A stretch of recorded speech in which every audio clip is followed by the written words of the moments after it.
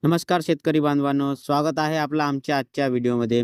सरकारतर्फे शेतकरी बांधवांसाठी खूप मोठी बातमी आलेली आहे.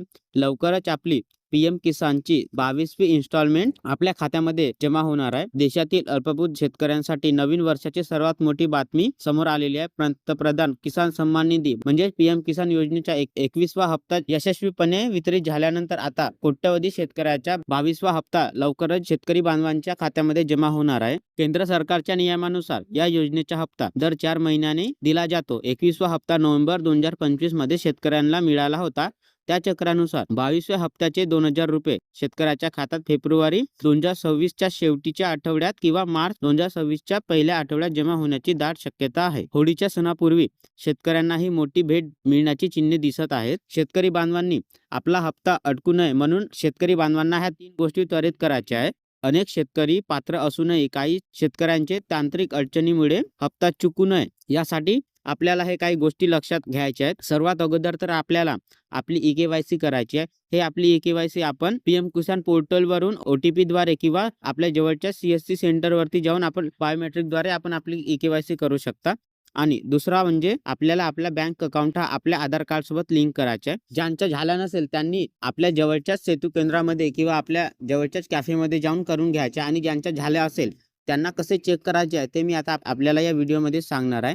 तर सर्वात अगोदर आपल्याला या लिंकवरती, हे लिंक मी आपल्याला इथं डिस्क्रिप्शनमध्ये देऊन देणार. या लिंकवरती आल्यानंतर आपल्याला इथं या लॉगिंगवरती क्लिक करायचे. मग आपल्यासमोर याप्रमाणे इथं हा लॉगिंगचे ऑप्शन्स येऊन जाणार. तर सर्वात अगोदर आपल्याला इथं आपला आधार कार्ड नंबर टाकायचा आहे. त्याच्यानंतर आपल्याला इथं हा कॅप्चा फिल करायचा आहे. हा कॅप्चा फिल केल्यानंतर आपल्या इथं लॉगिंग विथ OTP वरती क्लिक करायचे.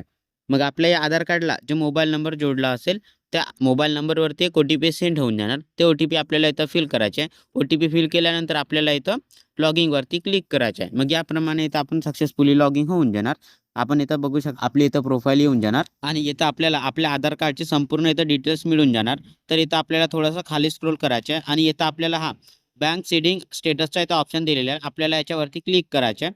क्लिक केल्यानंतर आपल्यासमोर याप्रमाणे इथं आपल्या सीडिंगची सर्व इन्फॉर्मेशन येऊन जाणार. सर्वात अगोदर इथं आपला आधार कार्ड नंबर येऊन जाणार. त्याच्यानंतर इथं आपल्या आधार कार्डला जे बँक जोडली असेल त्या बँकेच्या इथं नाव येऊन जाणार आणि त्याच्यानंतर इथं बँक सीडिंग स्टेटसमध्ये इथं हा आपला जर आधार कार्ड कोणत्या बँकेला जोडला असेल तर तो इथं ॲक्टिव्ह म्हणून येऊन जाणार आणि जर जोडला नसेल तर इथं या अनॲक्टिव्ह किंवा इथं आपल्याला ऑप्शन येणार नाही. तर सर्वात अगोदर आपल्याला इथं जोडला नसेल तर जोडायचा आहे आणि जर जोडला असेल तर याप्रमाणे इथं हा ॲक्टिव्हचा ऑप्शन येऊन जाणार. तर याप्रमाणे आपल्याला इथं आपला आधार कार्ड हा आपल्या बँक अकाउंटला जोडला आहे किंवा नाही आहे तो आपल्याला इथं चेक करायचा आहे. तर ह्या काही गोष्टी आहेत ज्यांकडे शेतकरी बांधवांना लक्ष द्यायचं आहे. आणि आपल्याला हे 22वी इन्स्टॉलमेंट मिळणार आहे की नाही त्याची आपल्याला इथं लिस्ट दिलेली आहे. ते लिस्ट आपल्याला इथं चेक करायची आहे. त्या लिस्टमध्ये जर आपलं नाव असेल तर आपल्याला इथं हे इन्स्टॉलमेंट मिळणार आणि नसेल तर मिळणार नाही. तर चला तर ते लिस्ट कशी बघायची ते मी आपल्याला सांगतो. सर्वात अगोदर आपल्याला या लिंकवरती, हे लिंक पण मी आपल्याला इथं डिस्क्रिप्शनमध्ये देऊन देणार. या लिंकवरती आल्यानंतर आपल्यासमोर याप्रमाणे इथं इंटरफेस येऊन जाणार.